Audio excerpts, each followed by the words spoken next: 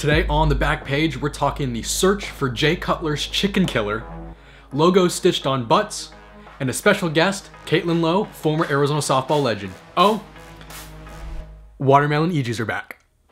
Let's go.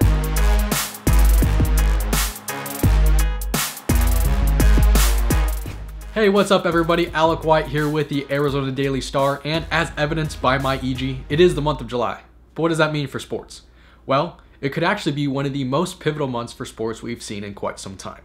The NBA, NHL, and MLB are all set to resume their seasons at the end of the month. That means you, yes you, could be watching sports very soon.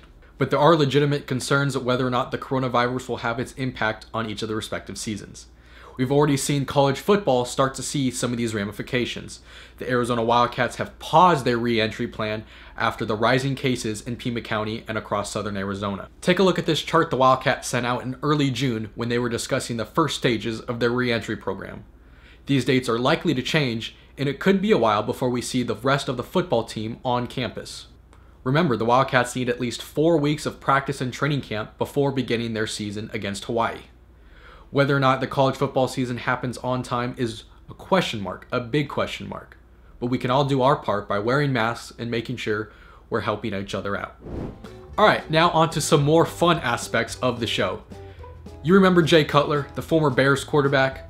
Well, he's out living in the suburbs, and he's having a little problem. We've got a chicken serial killer on the loose. We've lost quite a few. Tonight we're gonna set up a trail camera, see if it's a coyote, bobcat, I don't know, raccoon, could be anything, not sure. After a very thorough investigation, nights of no sleep, nights of camera work, Cutler has finally found the culprit. A raccoon. He thought it could have been his own cat, which would have been a very sad story, but it was indeed a raccoon. The great chicken murder mystery of 2020 has been solved thanks to Jay Cutler. Remember Caitlin Lowe? This Caitlin Lowe?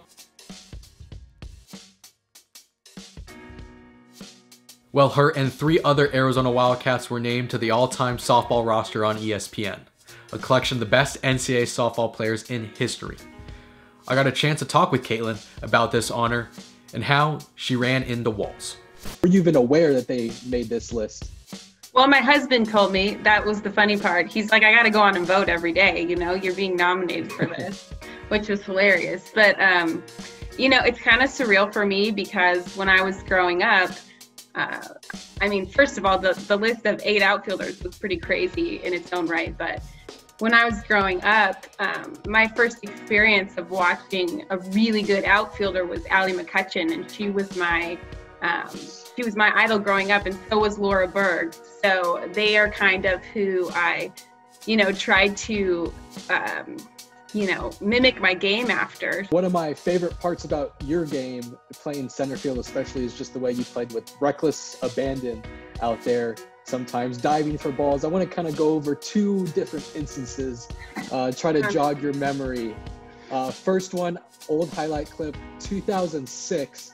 It was in Palm Springs against Texas. I remember it very vividly because I was very angry because they ended up calling it a home run, and we lost the game by 1 run, and that was the only run that was scored.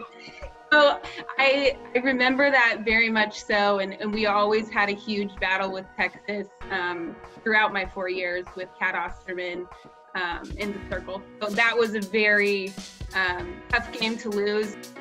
But you guys did get the better of Texas, though, later in that season. Oh, sure did. We won when it counted. You know?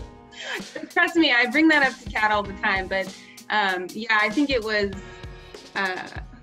this is when I actually have a good memory. But this is when I think Tina Boutel hit the home run, maybe. I can't remember now. But yeah, we just went back and forth. And we knew it was like whoever scored the first run of the game, that was how it was back in the day. You know, you score 1, and with Alicia on the mound or Cat on the mound, that was basically it. You had to defend at all costs. And then the next outfield incident I want to look back on, maybe one that you don't want to remember so vividly, but the 07 one in the Super Regional kind of collided with the wall out in Hillenbrand. how thankful are you now for the outfielders that there's an actual warning track that they can kind of feel? Because I don't think there was a warning track back in the day. It was just all grass. You know, there was no warning track. The fence wasn't padded. It was actually solid wood.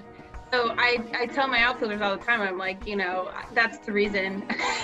That's the reason. So you can thank me for that. But no, you know, even the warning track, honestly, it's so small that usually if you decide to go after a ball, you're committing to it wholeheartely. And when something's that close and it hit my glove, there's no way you're just going to watch it hit the fence or fall to the ground.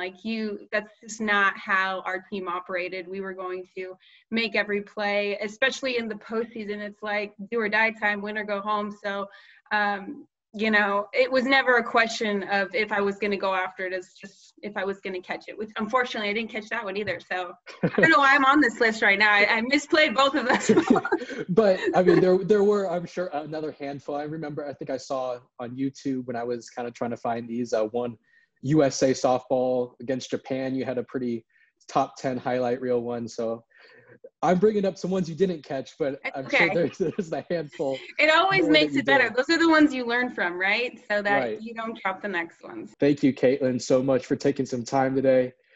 Stay safe. We'll see you on a softball field soon. You too. Thanks a lot.